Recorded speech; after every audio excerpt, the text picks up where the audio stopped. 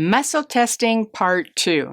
Hi, I'm Cheryl Townsley, naturopath, and it's my desire to teach my clients, our community, how they can test themselves when it doesn't fit their budget or it doesn't fit my schedule to have extra people in the office. These are useful tools that you can play with. Now, I will say, they don't work for everybody, and if it doesn't work for you, don't beat yourself up. Play with it. I had one lady that played with it for about 7 years, and all of a sudden, it worked. And she said, Cheryl, guess what? I said, what? Muscle testing works for me. She said, I discovered that I was focused so much on my hands, I didn't just relax and listen. Well, that's a whole life lesson in and of itself. But just know, it doesn't work for everybody. It can take some time, but when it all comes together, it can be a lot of fun. Now, I'm going to go through some strategies that I encourage people to do so you have even a clue if you're getting useful information. Before I test myself or a client or a family member, I always do a name test to make sure you're testable.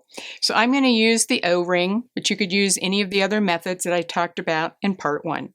So I'm going to do mine. My name is Cheryl. Strong test. My name is Jackie. So I'm testable because my body is like, yep, that's who you are. Nope, you're not there. Now, if they were the same and I didn't get any difference, the first thing you could do is just tap on your thymus. And then you could go back and test name. My name is Cheryl. My name is Henry. So you want to have a yes, no. You want there to be a difference. Otherwise, you don't know how to interpret the information you're getting. The second thing is make sure that you're being really neutral. If you have a strong bias one way or the other, that will influence the results you get. So when I'm testing other people or myself, I really want to make sure that I'm neutral and that I could even be surprised at the results. That means you're probably getting something that's useful. So I want to show you some ways that you can work with supplements. Now, when you work with supplements, you're going to first of all test to see if it would be useful. Remember, we're not diagnosing, we're not trying to put together any diagnostic, and we're certainly not doing this with medications. It's just supplements. Now, an area that's very important for me is nitric oxide. If you go to our website, lifestyleforhealth.com, under resources, it's got our product line, and there's a product called BFF. And I already did a video on it, and it talks about nitric oxide and what it does, so I'm not going to talk about that here. So this happens to be an area, nitric oxide, oxygen to the brain, very, very important for me. So if I were to simply hold a bottle, and I could do the sway test on this, my body goes forward, I could hold it, and it goes strong. So that indicates this could probably be useful. Then I could take another product that happens to be very good for nitric oxide. This happens to be OptiNitric by OHS, and I could hold that. My body goes backwards. I could do the O test. It's just not nearly as strong as this. I can't pull apart. This is really, really strong. So of the two, for me, this is the one my body likes. Now, the next thing you might want to test would be dosage. Again, it's just information. So again, I could hold the product that tested well.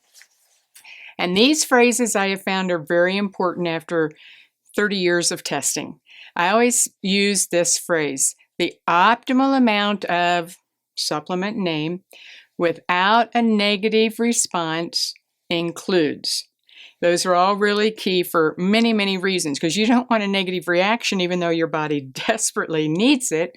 And you also want to start with include so you can do a range, and then at the end use the word is.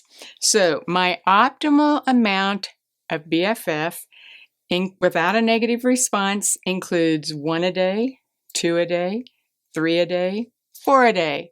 So I'm going to go back and double check. My optimal amount of BFF without a negative response is 3 a day. That's a home run hit. So I now know between two different products, my body prefers this one.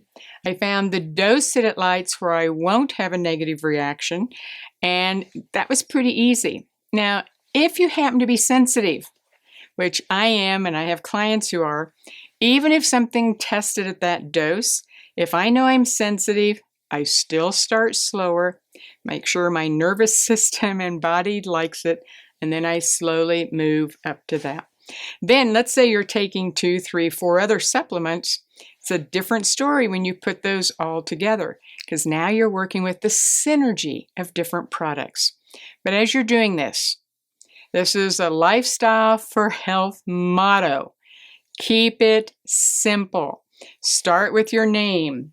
Start with known food. Start with one supplement.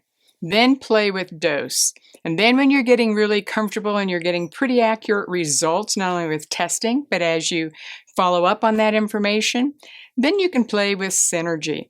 Sometimes I'll do a combination of foods, because every now and then it'll be a single ingredient that I changed. I did that with a pie crust the other day. Usually einkorn does fine for me, but I changed one ingredient. And then I knew why I was bloating after I'd eaten that particular dish. So let's say that you react to some meal. You can go through and test those individual foods. My body liked this food, and then you'll find the one that it didn't like. So let it become a playground, a way for you to discover what's going on the inside that your body really wants to tell you for you to hear and be aware of. Always remember, we're not diagnosing. We're not trying to put together a professional protocol. We're just playing, noticing, and discovering. And that's what Lifestyle for Health is all about. Play, notice, and discover.